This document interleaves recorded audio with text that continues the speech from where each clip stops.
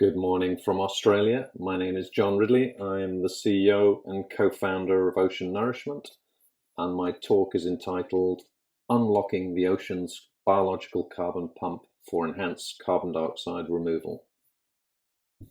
Each year, the ocean supports some 45 billion tons of phytoplankton production, mostly concentrated in areas of nutrient upwellings around the world's coastal areas. At any one time, there is about 1 billion tons in the surface ocean, and this means that phytoplankton populations reproduce themselves on about a weekly basis. Phytoplankton use photosynthesis to draw carbon into the marine food web. At less than 1% of photosynthetic biomass on Earth, the phytoplankton contribute 50% of global primary production, making ocean plants critical to the planet's carbon cycling. One possible solution to enhance carbon dioxide removal at scale is to improve the efficiency of the biological carbon pump. This acts by sinking organic carbon out of the surface ocean, the downward entrainment of organic carbon in water mass movements, or mixing and carbon export by migrating zooplankton or fish. The biological carbon pump is most efficient in waters with adequate available nutrients for plant growth, supporting direct deposition of fast-sinking detritus to the deep ocean.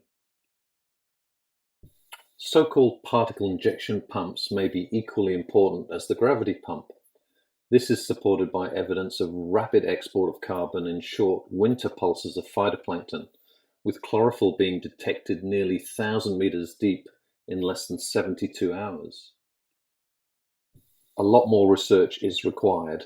But just as adding limiting nutrients to soil enhances the soil microbiome and soil carbon, adding limiting macronutrients restores phytoplankton balance in nutrient-poor waters and strengthens the biological carbon pump.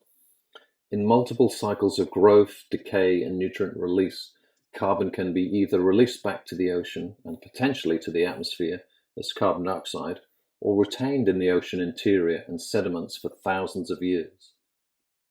Longer duration science experiments are needed that consider seasonal cycles and measure changes to food chain dynamics and total carbon export. Ocean Nourishment have proposed such a site off the northwest shelf of Australia and are discussing experimental plans with independent teams of marine scientists and with government.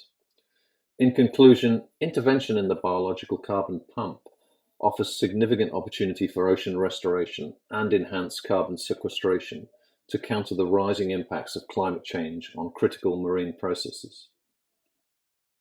Thank you for listening, and we welcome any questions.